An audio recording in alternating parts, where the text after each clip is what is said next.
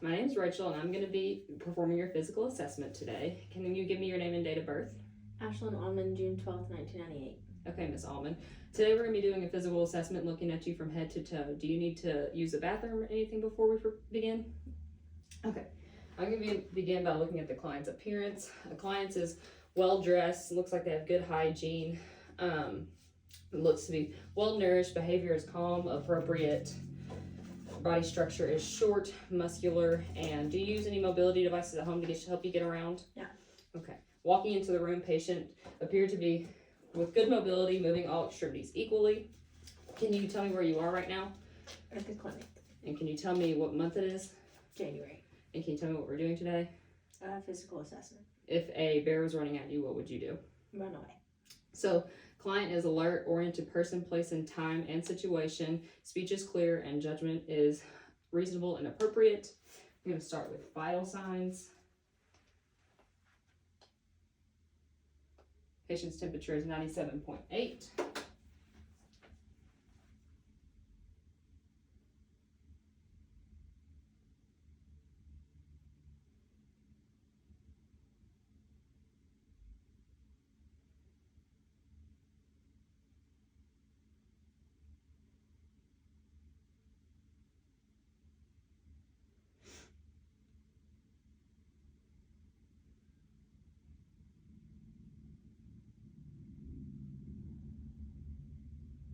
Heart rate is 72, respiratory rate is 18. Now I'm going to be getting your blood pressure. You can uncross your legs for me.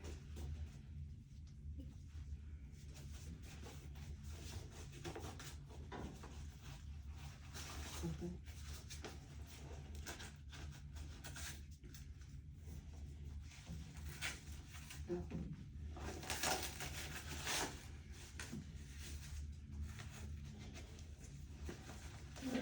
Yeah, this thing doesn't want to stay. Okay.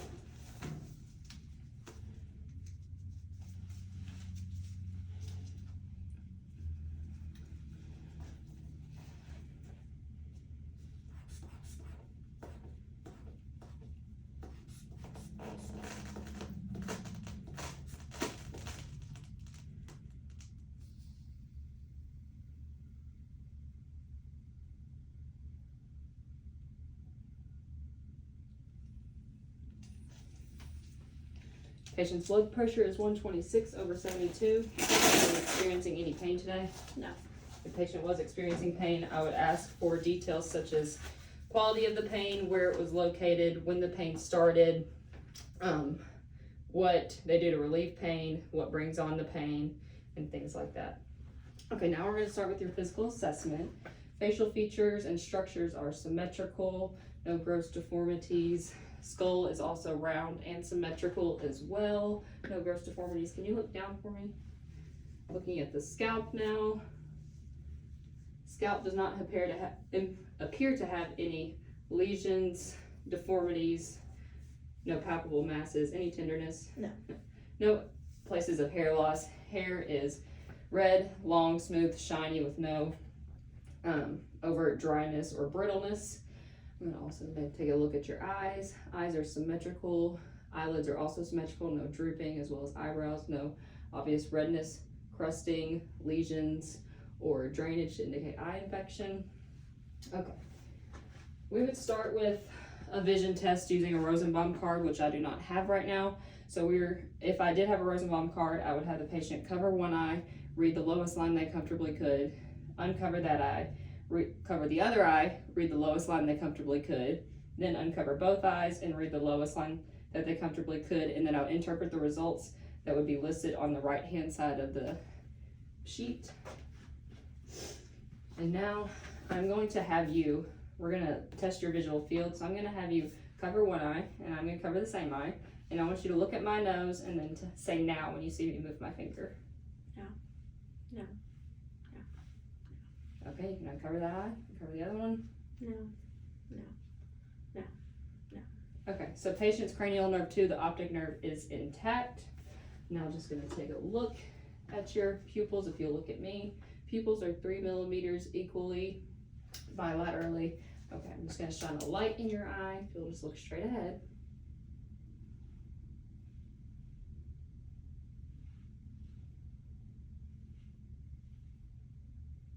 Pupils also react consensually and directly to light bilaterally.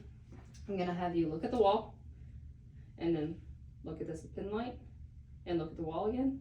They also accommodate bilaterally. I'm gonna have you keep following this pin light for me, okay? Pupils also converge midline bilaterally, holding lateral gaze. No nystagmus noted. Now if you'll keep following, I'm going to do the 6 cardinal fields of gaze.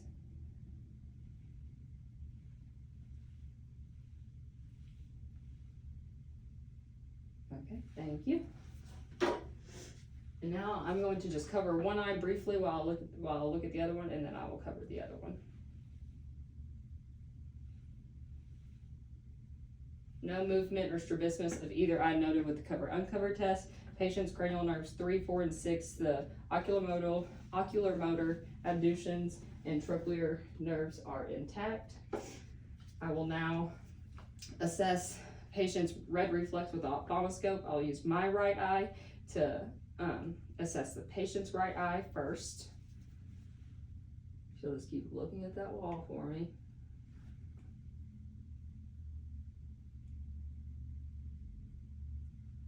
Okay, and now I'll use my left eye to assess the patient's left eye.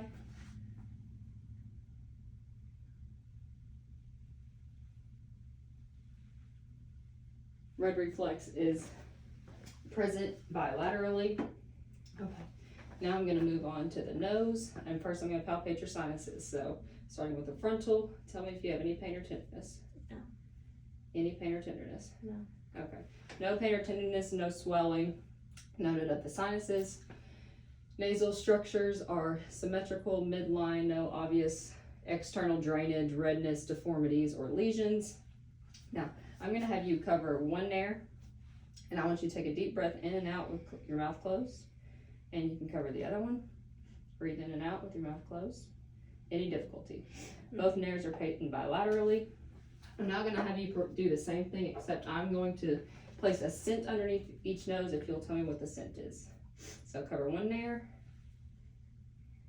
Peppermint. Okay. I'm going to switch scents. Sniff. Cinnamon. Okay. Patient was accurately able to tell me what scent was placed under her nose. Therefore, the cranial nerve 1, the olfactory nerve, is intact. I'm now going to switch to my speculum head. And I'm going to take a look at the inside of your nose. So if you'll just extend your neck a little bit for me, I'm going to pull up and just look inside. Mucosa is pink on bilateral sides, no deviation or perforation of the septum. Turbinates are firm, smooth, and also pink. Okay. Now I'm going to move on to the ears. So I'm just going to take a look at your ears first. I'm going to move your hair out of the way. So ears are in alignment with the inner canthus of the eye, 10 to 15 degree angle, no gross deformities, no lesions, no external signs of infection such as drainage, redness. I'm just going to palpate your tragus. Tell me if you feel any tenderness. No. And mastoid. Any tenderness? No. So no tenderness, swelling, or masses noted upon palpation of the ears. I'm just going to take a look inside. I would hold the speculum with my index finger and my thumb and brace my hand on the patient's cheek in order to keep the speculum from hitting the ear side, inside the ear canal. I'm going to pull up and back on her auricle to open the ear canal. Okay. I'll do the same thing on the other side. Up and back on the ear canal. So both ear canals are pink and moist in color, no signs of redness, scaling, lesions, cerumen in each ear canal, but yellow in color, and both tympanic membranes are pearly gray with a light reflex present. So now I'm going to have you cover one ear, and I'm going to whisper a word, and I want you to tell me what word I whispered, okay? Football. Football. And cover the other ear. Baseball. Baseball. Okay, so patient was able to accurately identify each word. I'm now going to perform the Weber and the Riney test. So I'm gonna hit this with my hand and I'm gonna place it on top of your head. I want you to tell me which ear you hear it the best out of. Left, right, or both? Okay. I'm now gonna place it, I'm gonna strike it again and place it on your mastoid behind your ear, and I want you to tell me when you can't hear the sound anymore, okay? Yeah. Okay. Can you still hear it? Yeah. Okay, tell me when you can't hear it anymore.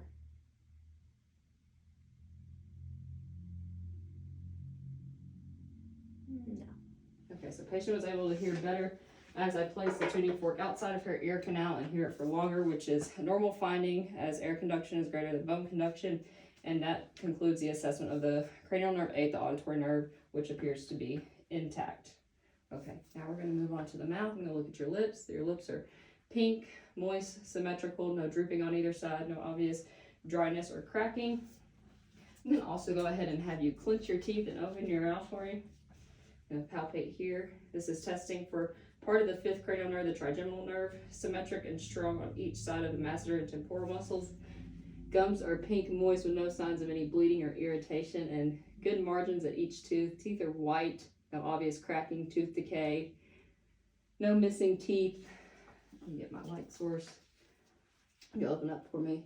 Buccal mucosa is pink, moist, with no signs of redness, white patches, or lesions or ulcers. Posterior or hard and soft palate. Hard palate is white in color and firm. Soft palate is pink. I'm going to just press down on your tongue for me. Look at the posterior pharynx. Is pink and moist in color with no signs of any irritation, redness, or white patches. No tonsils are present. Okay. Now, I'm going to have you stick your tongue out for me and move it from side to side. And then stick it up, stick the tip of your tongue behind the top of your teeth. Yeah. Bottom is smooth, red. Okay. And stick your tongue out again for me. I'm just going to move it side to side.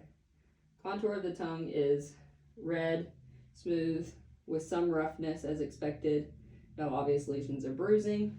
Okay. Now, I'm going to have you stick your tongue out again and say ah for me. Okay. And now I'm going to test your gag reflex, okay?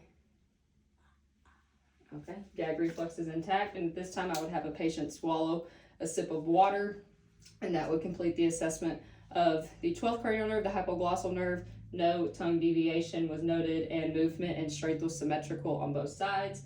The gag reflex was intact. As she said, ah, her soft palate and uvula moved upwards, and as her swallowing would be noted and expected to be normal. I'm going to go ahead and assess for the other part of the 5th cranial nerve, the trigeminal nerve. So I'm going to have you close your eyes, and I'm going to poke you on either side of your face. I want you to tell me if it feels sharp or dull. Sharp. Sharp. Dull. Dull. Sharp. Dull.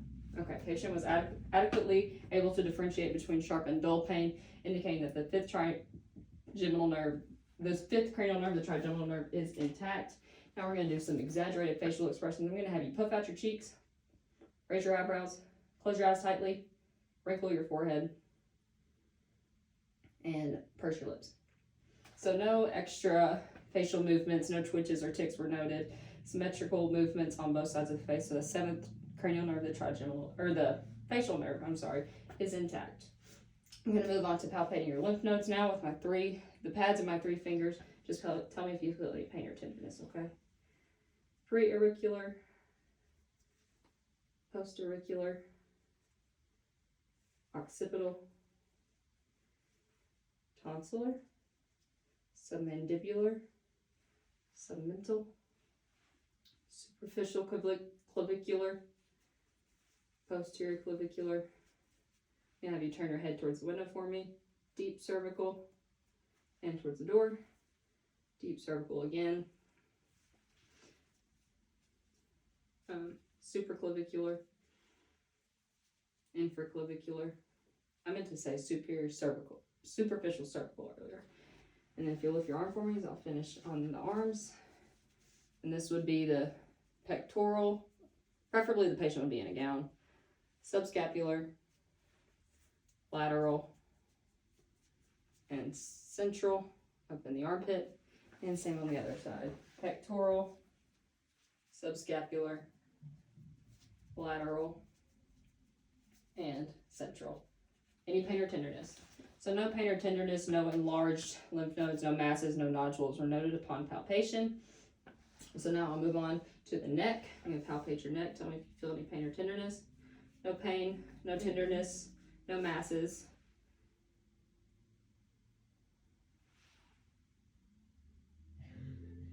Carotid is a 3+ bilaterally. I'm now going to use my bell to assess for a bruit.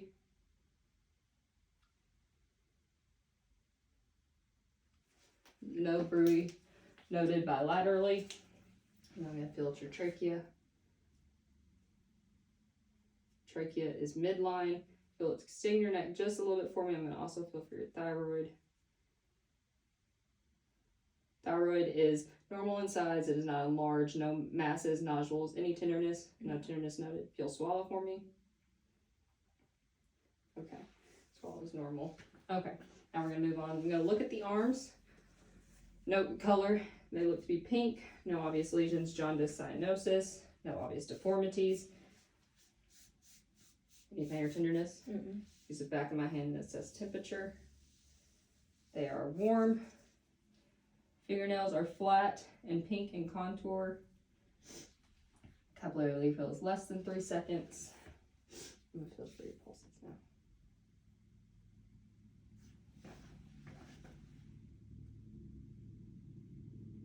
Radial and brachial pulses are 2+ bilaterally. You'll just go ahead and swing your legs over to this side. We'll start the posterior thorax portion of the exam. Preferably the patient would once again be in a gown, so I would have full access to the back for inspection. I'd first inspect the skin for any discoloring. I would expect it to be pink, not jaundice, cyanotic, no bruising, any signs of obvious deformities. And then I would then palpate. Any pain or tenderness? No. I will make sure that there were no obvious masses upon palpation and no tenderness. I would then look at chest expansion by placing my hands at the bottom in the last intercostal space. If you'll take a deep breath in and out for me. Chest expansion is symmetric. Anterior to posterior diameter appears to be normal at 1 to 2. Palpate on the spinal processes. Any pain or tenderness as I'm moving downwards? No. Okay. And then the paravertebral muscles. Any pain or tenderness? No. No pain, tenderness, or masses were noted upon palpation. We would then move on to percussion, which I'm going to use make sure my middle finger is flat on the intercostal space and use the fingertips of my 2 fingers to strike in the middle of my 2 finger joints just very lightly in all 10 spaces. I would expect to hear resonance in all sounds. Like I said, the patient would not have on any clothing. Noting any dullness or hyperresonance.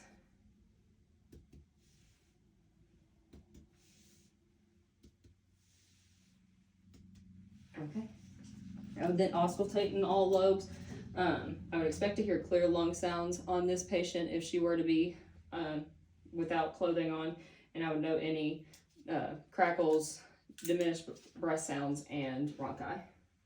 If you'll just take a deep breath in and out for me with your mouth as you feel my stethoscope.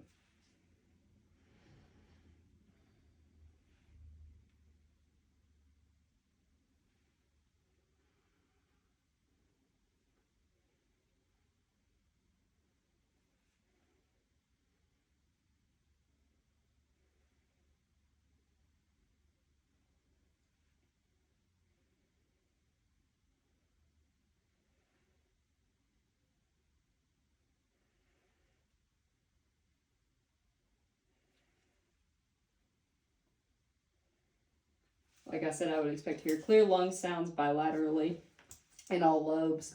I'm not going to assess for costovertebral angle tenderness. I'm going to go below the 12th rib and to the lateral side of the spine.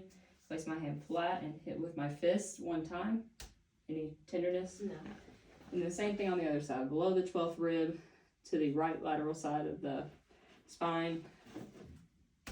Any pain or tenderness? No. Okay, you can swing back around for me.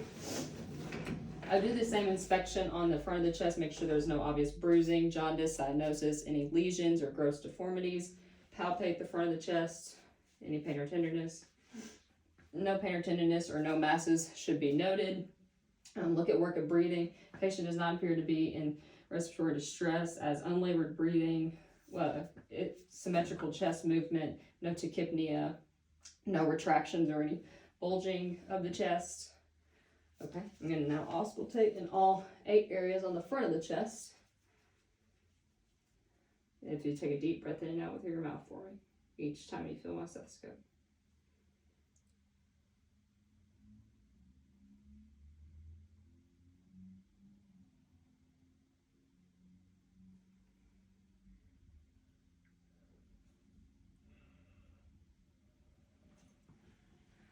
If the patient has breast tissue, you can ask to have them lift it up.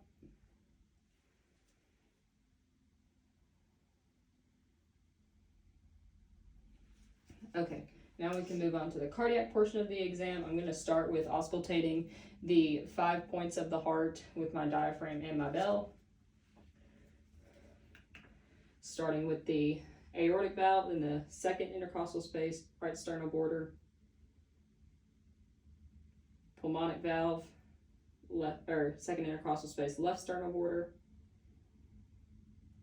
Erb's point, third intercostal space, left sternal border. Tricuspid valve, fourth intercostal space, left sternal border. And the mitral valve, fifth intercostal space, mid-clavicular line. I'm going to go into all those same spots with the bell.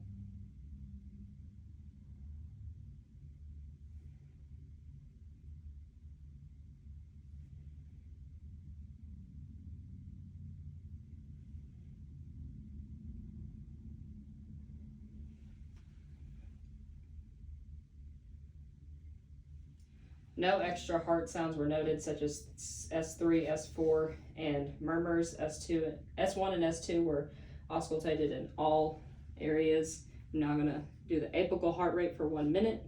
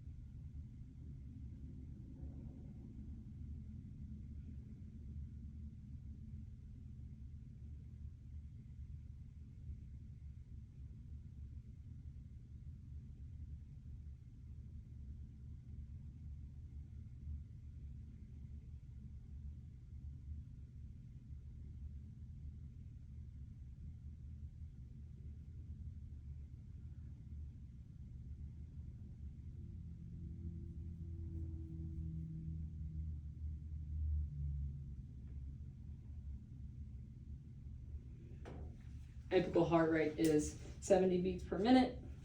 Okay, now I'm going to have you lay back while I look at the precordium. First, I would expect the precordium for any heaves, lifts, obvious pulsations. None should be noted. I'm then going to palpate with my hand flat at the first apex of the heart. Left sternal border, base of the heart, and right sternal border. And no thrills should be noted. I'm now going to find the point of maximum impulse, which is about fifth intercostal space, mid-clavicular line. No palpable heaves or lifts should be noted either. At this time, I would take the time to do a breast exam on the patient, which we will not do today, so I'll just explain it. First, I would look for size, and with the patient sitting up, look at size and symmetry of each breast. Looking for any interruptions in contours such as retractions or obvious masses, and I would also look at the nipples and areola to make sure they are the same color and also symmetrical. I would then have the patient Place their arms at their side, on their hip, and above their head to look for nippling. I would then lay them back completely supine, and then place a fold up towel or a pillow underneath their scapula of the breast that I'm examining at the moment. Make sure to palpate in all 4 quadrants and up into the tail of Spence, which is towards the axillary line. And I can use either one of 3 palpation methods, either the vertical strip moving up and downwards across the breast tissue, circular motion, which starts at the outer circle, spirals its way in towards the nipple and areola, or the wedge using diagonal movements from the areola outwards. I would then make sure to educate on breast examination at home, and I would advise them to do it once a month, preferably after their period. Make sure it's done in the shower and lying down, and also looking at their breasts in the mirror for all the same findings. And then I would also demonstrate palpation methods. So now we're going to move on to the abdominal portion of the exam. If you'll just flex your knees a little bit for me. You can also place a towel or a pillow underneath the patient, and usually the patient would be completely supine, but today our bed does not lay that way. First, inspect the abdomen for any discoloring. You want to make sure there's no jaundicing, cyanosis, bruising, especially around the umbilicus area. Note the placement of the umbilicus should be central and midline. Note if it's exverted or inverted. Look at the abdomen from the angle of the right of the patient, seeing if there's any obvious pulsations, bulges. And then look, can you lift your head for me, chin to your chest? And look for any hernias. No obvious hernias, which would be indicated by bulging. Now I'm going to auscultate all 4 quadrants. You would expect to hear vowel sounds in all 4.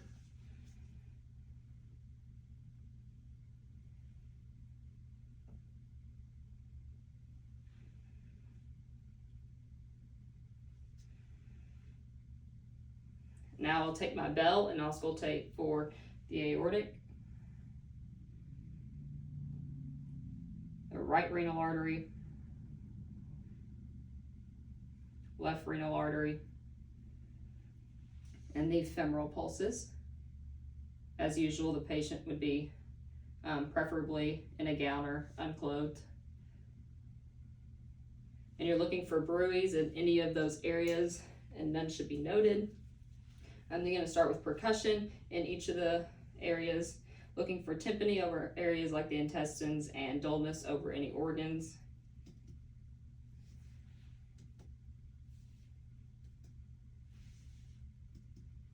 Okay, now we're going to move on to light palpation, looking for any tenderness. I'm going to lightly palpate no more than 1 centimeter with a flat hand, fingers together.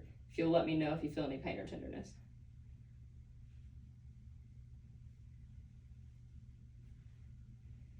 Any pain or tenderness? So we'll move on to deep palpation now, noting for any masses. Any pain or tenderness as I do this. And I'm moving in circular motions. Okay, now I'm going to palpate for the aortic pulsation, which should be about midline, maybe slightly off to the left. Palpate the femoral pulses and note their strength. She feels to be a 2+ bilaterally.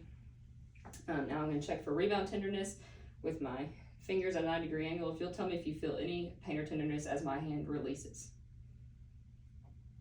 So no rebound tenderness. And then to check for the margin of the liver, I'm going to place my hand underneath the patient's back between the 11th and 12th rib and lift up slightly. And then feel underneath, just underneath the rib cage. If the liver is palpable, you'll check for any nodules.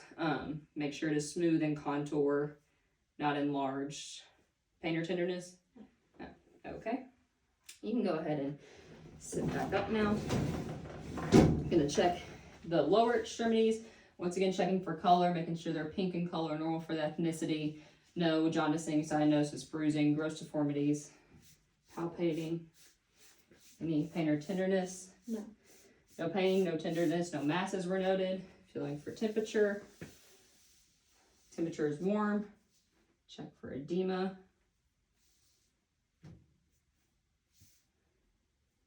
No edema noted. Looking for any varicosities. No varicosities.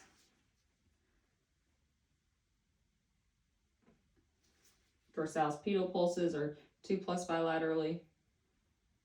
Posterior tibial pulses are 2+ bilaterally. Toenails are smooth, pink in contour, with no clubbing noted, and cap refill is less than 3 seconds bilaterally. Okay, now we will move on towards the musculoskeletal portion of the exam. So I'm going to have you go ahead and stand up for me.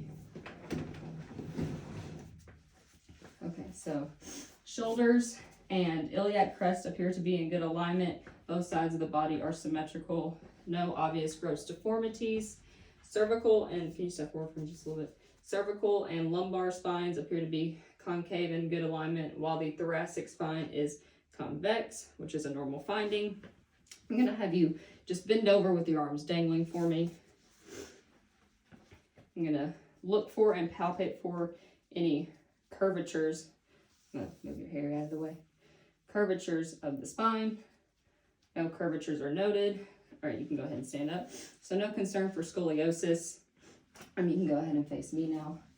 I'm going to feel at your temporomandibular joint if you'll open and close, open and close. Any pain or tenderness? No pain or tenderness, no audible or palpable clicking or popping noises, and no locking of the jaw was noted.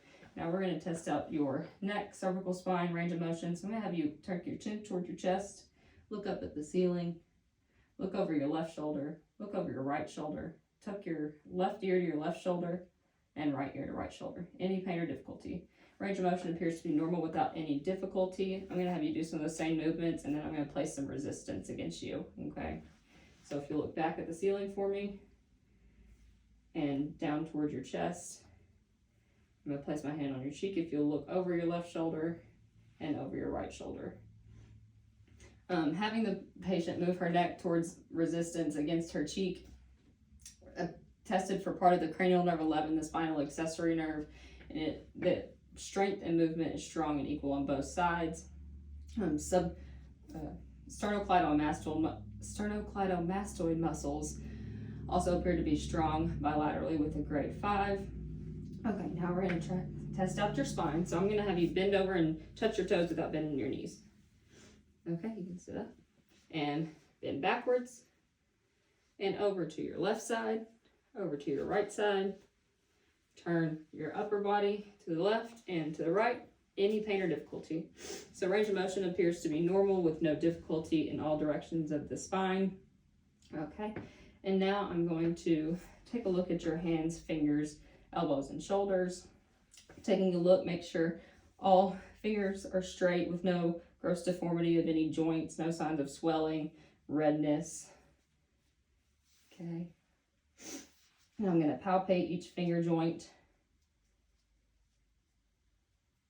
I want you to tell me if you feel any tenderness as I palpate any of these joints. Any pain or tenderness? No pain, tenderness, warmth, or crepitus of the finger joints. Now for the elbows, or wrist. Any pain or tenderness? No tenderness, warmth, or crepitus noted the wrist joints. Palpate your elbows. Any tenderness, warmth, or crepitus, you can extend them, of the elbow joints. And now for the shoulders. Any pain or tenderness? No tenderness, warmth, or crepitus of the shoulder joints. Okay, so we're going to start with your hands. If you'll lay your hands flat and just follow my movements, point your fingers downwards and upwards, fan them out, put them together, make a fist. Okay, and now flip them over. I want you to touch each finger to your thumb, place it at the bottom of your pinky. Okay, now flip them over, turn your whole wrist downwards and then upwards. And then I want you to turn your hands out this way and towards each other. Any pain or difficulty doing that? Okay, I want you to squeeze my fingers. Now I want you to fan out, and I'm trying to push you together. Don't let me. Okay, and now I want you to flip your wrist downwards against my resistance, sorry. And then upwards, flip your wrist upwards. So strength in the hands and finger joints are a grade 5 bilaterally, good muscle tone, and range of motion appears to be normal. So for your elbows, I want you to do a bicep curl and extend. And now I want you to do a bicep curl against my resistance and extend. against my resistance. Elbow joints are a grade 5 in strength bilaterally. Muscle tone is good and range of motion appears to be normal. So for your shoulders, I'm going to have you lift your arms up above your head and then swing them back behind you. Okay, and then I want you to laterally lift them above your head and down. Swing your right arm across your body, swing your left arm across your body. Put your hands behind your back like you're a soldier. Put your hands behind your head. Any pain or tenderness while you're doing that? Okay, I'm gonna have you shrug your shoulders and shrug your shoulders against my resistance. So range of motion in the shoulders appears to be normal with no difficulty. Having the patient shrug against resistance. Also assess cranial nerve 11, the spinal accessory nerve, which appears to be good and intact. Strength is symmetrical at a grade 5 and muscle tone is good. Okay, so now we're going to move on to the lower extremities. I'm just going to look. Your feet, ankles, and knees and hips appear to be in good alignment. Everything appears to be symmetrical. Toes appear to be straight.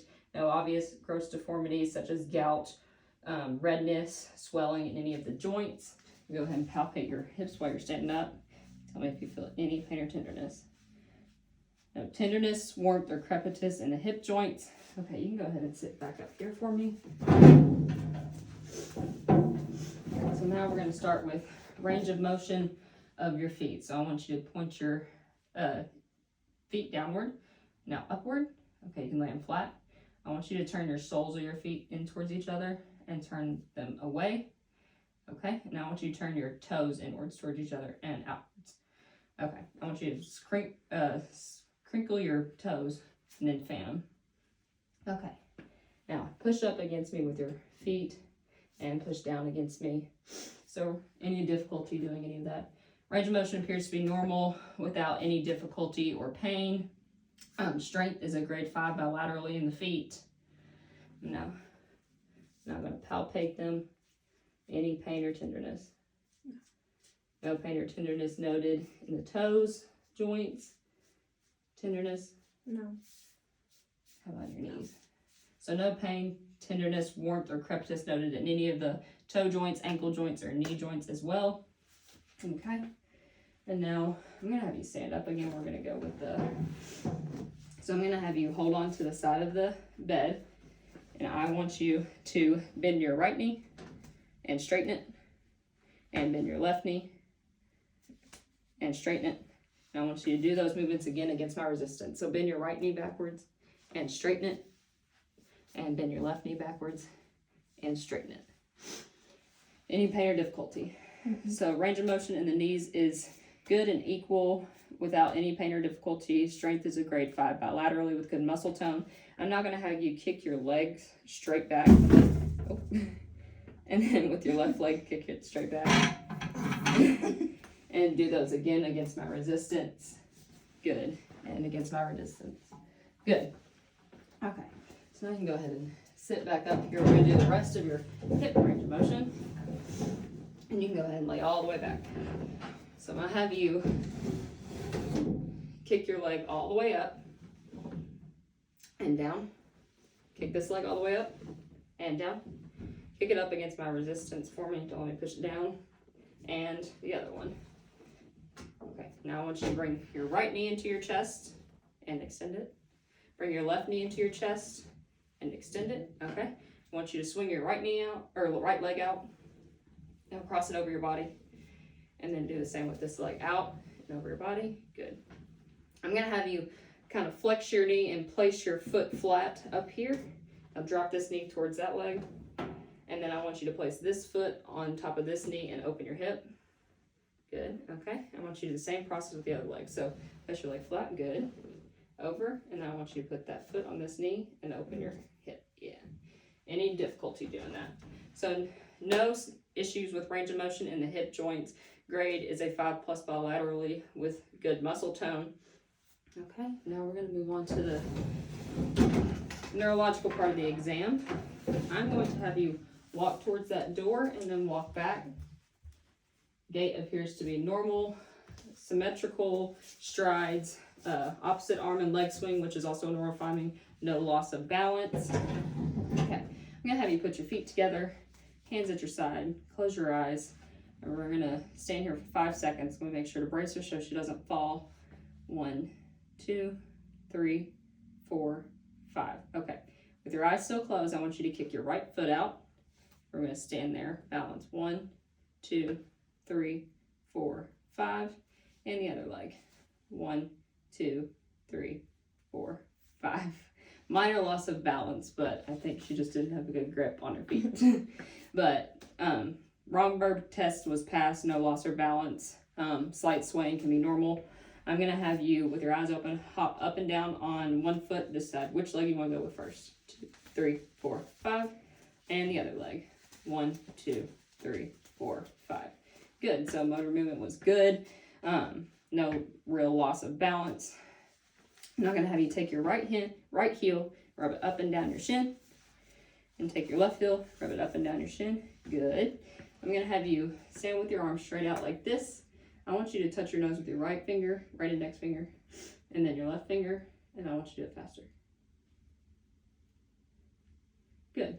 So no jerky movements noted in either of the fine motor movement exercises. No ataxic movements were noted, so that is good. Okay, we're going to go ahead and lay back down for the last time. Or you can just stay sitting up, actually.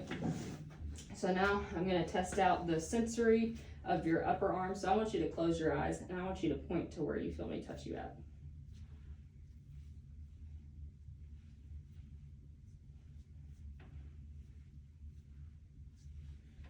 Good.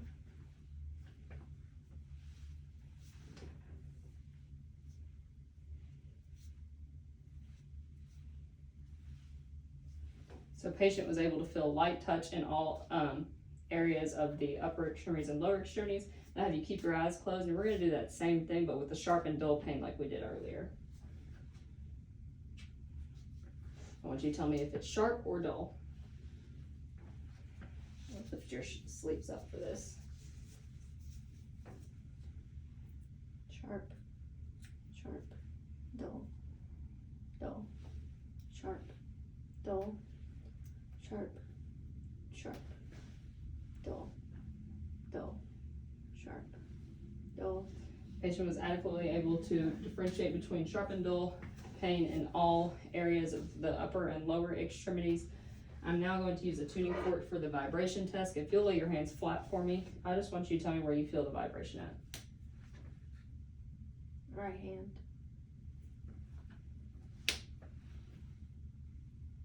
Left pinky.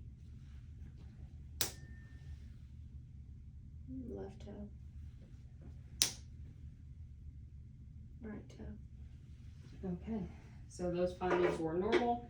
I'm now going to move on to the reflexes, starting with the brachioradialis reflex. If you'll just relax your hand for me. I'm going to go just above the nodule on the radial bone. Okay, and now on to the other arm. Sorry, there's hair in my mouth. A little bit of flexion in the fingers and the thumbs as I did that. So now if you'll do a bicep flex for me. Okay, now we're going to move on to the bicep.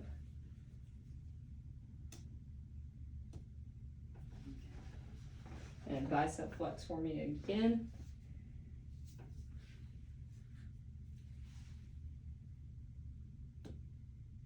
Okay. Now we're going to move on to the triceps. If you'll just dangle your arm, and you can very much relax it.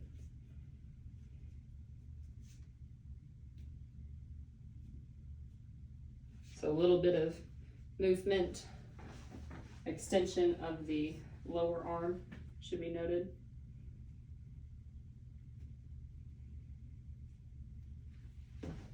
Okay, now moving on to the patellar.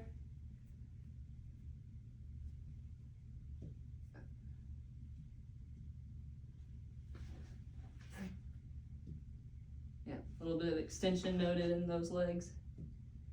Okay. And now on to Achilles. You should feel the foot flex forward. Good. And good. Okay, now we're going to lay back and do the Babinski plantar flexion. And I should see the foot flex forward, not toes fanning or foot extending. Starting from the bottom of the foot, moving forward, upwards, and medially. Good. Okay, that concludes the part of the exam that I will do physically. We were not able to do a male genitalia exam today, but I will explain that. First, I'd start with looking at the skin and the hair distribution of the genitalia area. Make sure there's no obvious lesions, redness, drainage, or bruising around the area, any obvious masses. Then palpate the penis and the scrotum for any pain or tenderness or masses. Then I would look at the meatus. If the patient is circumcised, I would remove the foreskin, or uncircumcised, I would remove the foreskin. Look inside the meatus, make sure it's pink and moist with no obvious drainage, redness. Then go on to palpate the testes, which should be round and smooth and contour, noting any nodules or masses. Moving on to the epididymis, also feeling for smooth contour, no nodules or masses. And then the vas deferens, also noting for the same findings. I would also teach a testicular self-exam, where I would teach the patient to once a month look in the shower and in the mirror at their genitalia area, looking for all the same things that I have described. And then I would teach them also a palpation method. I'm going to take this time to look at my sheet and see if I have missed anything.